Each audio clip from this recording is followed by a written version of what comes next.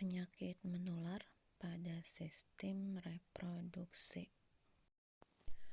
Yang pertama AIDS atau HIV. Penyebabnya virus HIV yaitu Human Immunodeficiency Virus. Nama penyakitnya adalah AIDS yaitu Acquired Immunodeficiency Syndrome. Yang diserang di sini adalah sistem kekebalan tubuh atau imunitas. Sampai sekarang AIDS ini belum ada obatnya, Nak. Dikarenakan apa bisa terjadi? Karena adanya free sex dan jarum suntik narkoba. Kalian lihat di situ gambar virus HIV.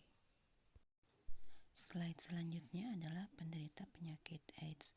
Nah, di situ bisa kita lihat gimana orang yang sakit AIDS dia kurus, kering. Karena apa? Karena kekebalan imunnya udah gak ada gitu. Jadi kalau misalkan yang kena penyakit AIDS ini suatu hari dia batuk terus umur hidup sampai dia meninggal. Nah, ini biasanya banyak terjadi pada orang-orang homoseksual. Yang kedua, gonore atau go. Penyebabnya adalah bakteri Neisseria gonorrhoeae. Nah, ciri-cirinya itu biasanya keluar nanah pada saat kencing ini di organ reproduksi laki-laki. Nah, kalau di organ reproduksi perempuan, biasanya keputihan berwarna hijau kuning. Bisa juga menyebabkan kebutaan pada bayi yang baru dilahirkan. Ini adalah contoh gambar bakteri Neisseria gonorrhoeae dan bagaimana kalau dia menyerang kepada mata. Bisa menyebabkan matanya seperti itu, mengerikan sekali ya, Nak. Contoh gambar bakteri Neisseria gonorrhoeae yang lain ya, Nak.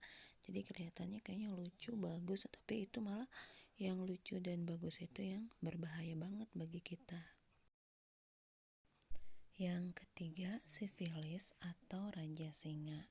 Nah, penyebabnya adalah bakteri Treponema pallidum. Ini gejala awalnya biasanya luka pada daerah sekitar kelamin. Terus dapat menyebar dan menyerang organ-organ yang ada di dalam tubuh lainnya dan akhirnya bisa menimbulkan kerusakan pada tubuh dan bisa juga menyebabkan kematian. Nah, di sini ada gambar bakteri Treponema pallidum. Kalau dilihat lucu gitu ya, warnanya merah, seru, tetapi berbahaya banget. Slide selanjutnya yaitu gambar gejala penyakit pada wajah, kaki, tangan penderita sifilis. Jadi kalian lihat serem gitu ya ngelihatnya, ya Allah, amit-amit, auzubillah min dzalik, jangan sampai terjadi. Yang keempat, herpes simplex genitalis. Penyebabnya adalah virus, namanya sama, yaitu herpes simplex tipe 2. Nah, dia biasanya menyerang kulit di daerah genitalis luar, anus, dan vagina. Gejalanya biasanya gatal-gatal, perih, dan kemerahan. Lalu timbul beberapa lepuh yang kecil-kecil. Nah, di situ ada gambar virus herpes simplex. Gambarnya lucu gitu ya, Naya. Nah, gejala awal penyakit herpes simplex seperti gambar di situ ya, Nah. Mulai sedikit tapi nanti lama-lama jadi banyak. Biasanya dia bisa mengelilingi satu bagian dari tubuh. Yang kelima, keputihan. Penyebabnya adalah jamur Candida albicans. Biasanya cairannya berwarna putih kekuningan atau putih keabu-abuan, terus cairannya encer atau kental, berbau tidak sedap dan gatal. Itu tanda-tandanya ya, Nak. Ini biasanya karena kebersihan vaginanya kurang dijaga dengan baik. Makanya jamurnya tumbuh di situ. Nah, gambar selanjutnya adalah gambar jamur Candida albicans. Jadi seperti itu gambarnya. Yang keenam, epididymitis adalah peradangan pada saluran Epididymis disebabkan karena infeksi dengan rasa nyeri dan mengakibatkan pembengkakan pada salah satu testis. Ini karena biasanya pergaulan bebas ya nak. Nah di situ bisa kita lihat di gambar testis yang infeksinya si saluran epididymis, tetapi nanti bisa menyebabkan pembengkakan pada salah satu testis.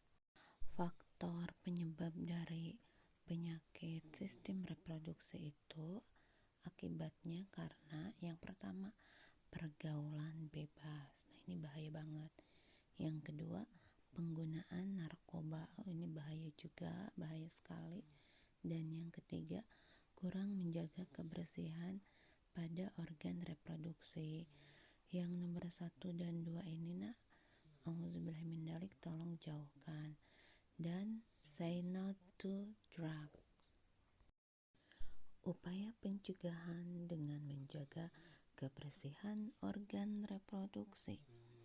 Yang pertama, menggunakan underwear berbahan katun dan menggantinya 2-3 kali sehari. Yang kedua, membasuh dengan bersih dan dikeringkan jika sudah buang air kecil maupun buang air besar.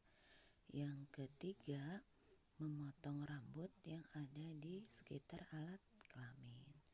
Yang keempat, bagi wanita yang sedang menstruasi, mengganti pembalutnya adalah 2-3 jam sekali. Jadi nggak boleh seharian nggak diganti ya. Yang kelima, ini buat perempuan lagi, hindari menggunakan sabun pembersih kewanitaan. Itu kan ada iklannya, Resik lah atau apa gitu. Dihindari ya. Dan tidak menggunakan juga panty liner. Dan yang terakhir adalah rajin olahraga dan makan 4 sehat 5 sempurna. Ada yang mau ditanyakan? Insya Allah paham ya nak. Nanti kalau yang gak paham boleh bertanya di WA group, nanti kita bahas sama-sama. Nah untuk selanjutnya ibu mau ngasih tugas nih. Tugasnya apa bu? Yaitu buat poster, tahu ya poster ya, tentang upaya menghindari penyakit sistem reproduksi. Nah ini dikumpulkan paling lambat banget yaitu tanggal 7 September 2010. Nanti Google Formnya ibu bagikan di grup. Nah selain tugas, insya Allah minggu depan kita coba mengadakan penilaian harian bab pertama semuanya ya. Kita akhiri pembelajaran hari ini dengan membaca hamdalah. Alhamdulillahirabbil alamin. Mudah-mudahan yang ibu sampaikan hari ini dapat dimengerti. Terima kasih atas perhatiannya. Mohon maaf jika ada kata-kata yang salah. Assalamualaikum warahmatullahi wabarakatuh. See you.